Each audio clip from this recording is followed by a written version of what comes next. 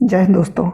आइए शुरुआत करते हैं एक नई टॉपिक की, जिसमें हम कुछ ऐसे विषयों के बारे में जानेंगे जिनको हमारा जानना बहुत ज़रूरी है। एग्ज़ाम की दृष्टि से देखा जाए तो बहुत ज़्यादा ज़रूरी है, क्योंकि वो कुछ ऐसे वर्ड होंगे या कुछ ऐसे टॉपिक होगा या कुछ ऐसा चीज़ होगी जिससे एग्ज़ाम में हम कंफ्यूज हो जाते हैं कि ये क्या है, क्या सही है, क्या गलत है। तो इस तरह के अनछुए पहलुओं को छुएंगे और ये एक सीरीज़ के तौर पे हम लाएंगे इसको। आज हमारा लेक्चर नंबर 1 है इसका। इस पूरी वेब सीरीज़ मान सकते हैं इसे एक। तो इस सीरीज़ का नाम हमने रखा है CSE की खिचड़ी।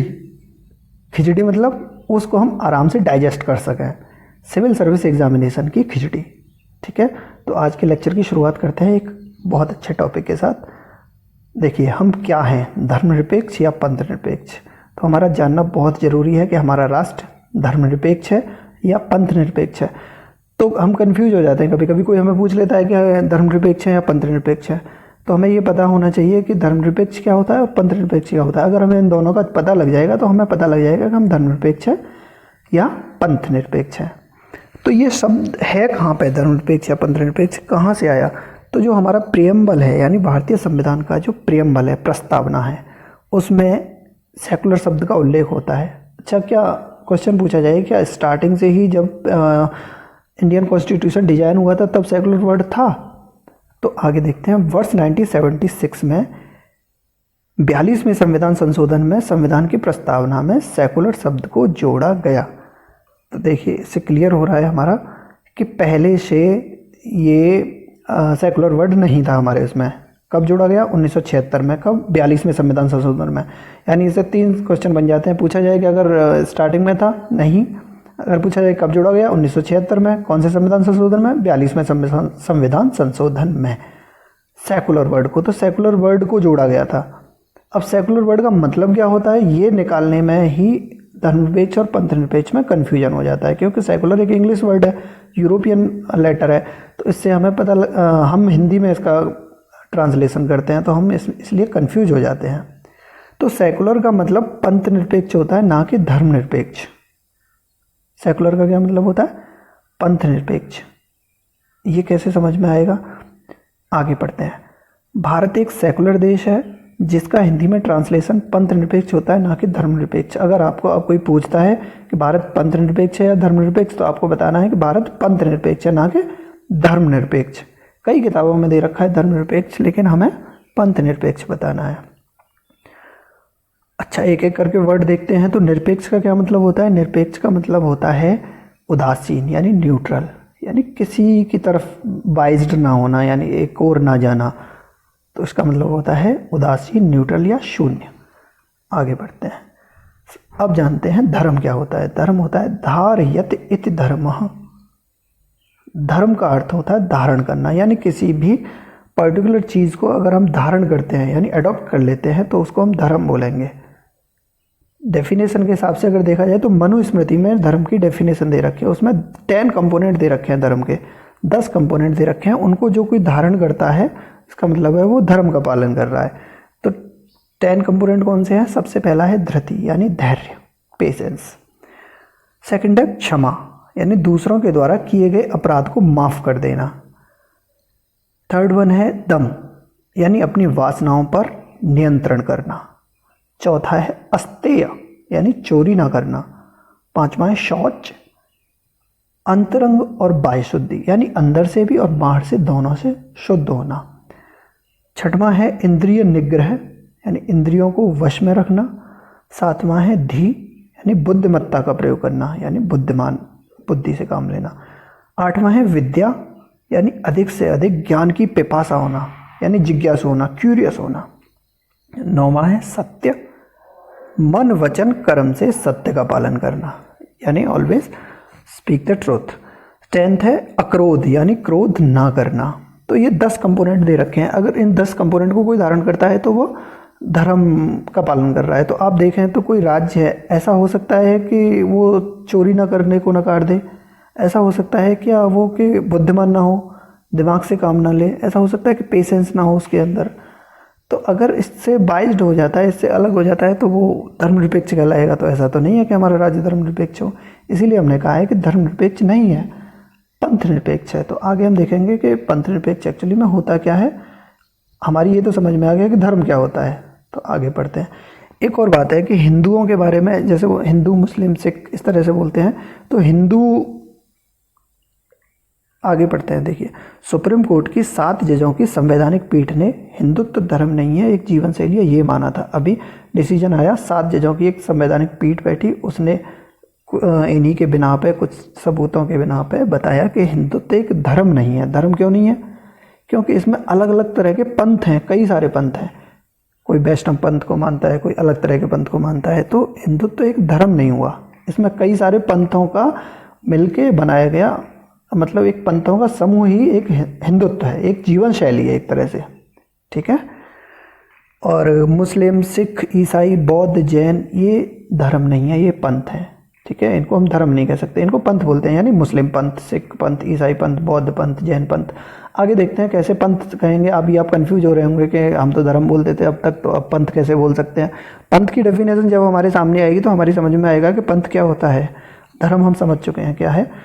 आप ये मत समझना कि धर्म और पंथ समझाने लगे, क्योंकि हमें जब तक धर्म और पंथ नहीं समझ में आएगा तब तक हमारी समझ में ये नहीं आएगा कि हमारा राज्य धर्मनिरपेक्ष है या पंथ निरपेक्ष है।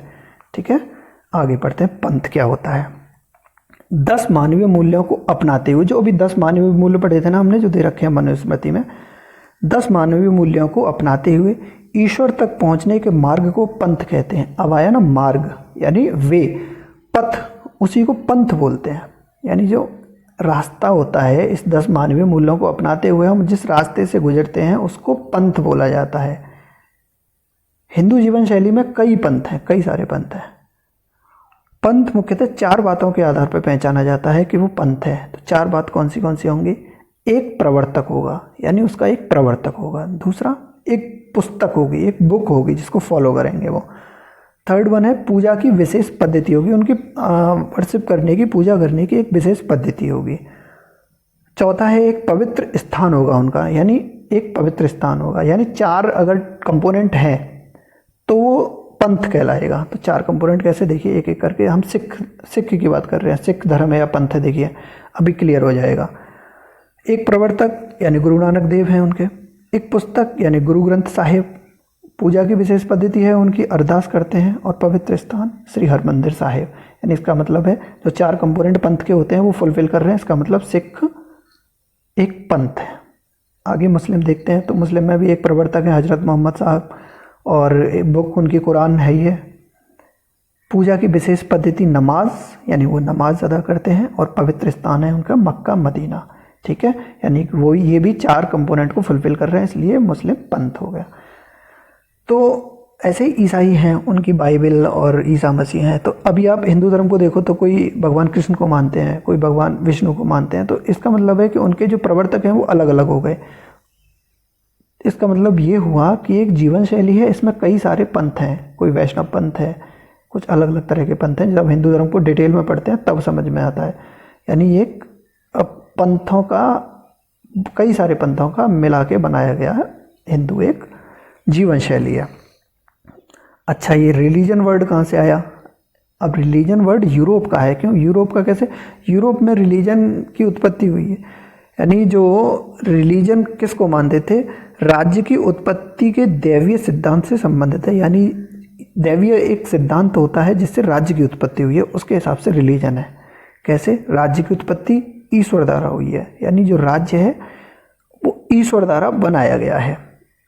राजा ईश्वर का प्रतिनिधि होता है, राजा ईश्वर का प्रतिनिधि होता है।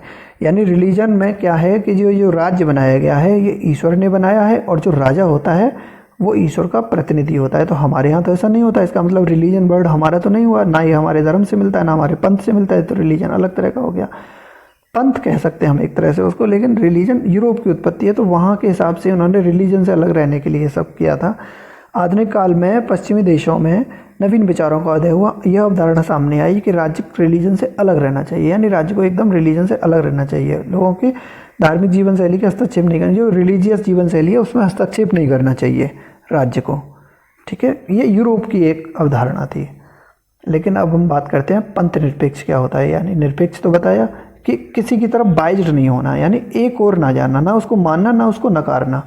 देखते हैं, राज्य का अपना कोई पंथ नहीं होगा, यानी राज्य का कोई अपना प्रवर्तक नहीं होगा, कोई वर्शिप की जगह नहीं होगी, यानी इस तरह से होगा, वो बाइज्ड नहीं होगा, यानी एक और नहीं जाएगा, वो एक रास्ते पर नहीं चलेगा, ना ही उसका विरोध करेगा ना ही उसका सपोर्ट करेगा।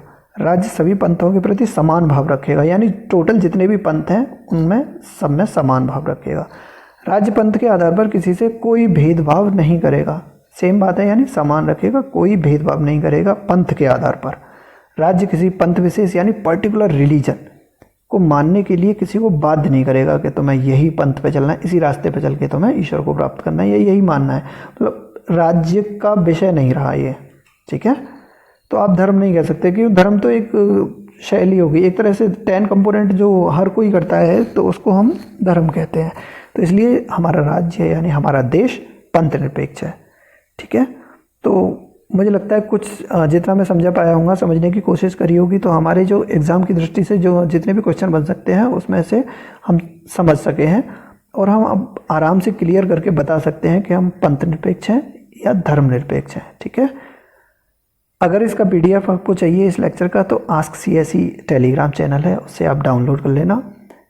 और अगर चैनल को सब्सक्राइब नहीं किया है अभी तक तो इसे सब्सक्राइब कर लीजिए, बेल आइकन को प्रेस करोगे तो आपको नोटिफिकेशन पता लग जाएगा। और ये मेरी सीरीज़ है, अब तक मैं गैप हो जाता था काम की वजह से, बहुत बिजी शेड्यूल होने की वजह से नहीं हो पाता था लेक्चर, लेकिन अब मैं प्रॉमिस करता हूँ डेली एक लेक्चर आएगा और ये सीरीज़ मैं पहले पूरी करूँगा, ठीक है। इसमें जितने भी लेक्चर बनेंगे इस तरह के टॉपिक को, अगर आप इसको कमेंट बॉक्स में बताएंगे अगर ठीक लगते हैं इस तरह के टॉपिक तो मैं आगे इस सीरीज़ को बिल्कुल जारी रखूँगा और पर डे एक लेक्चर आएगा इसका, ठीक है। Okay, thanks for watching, thank you.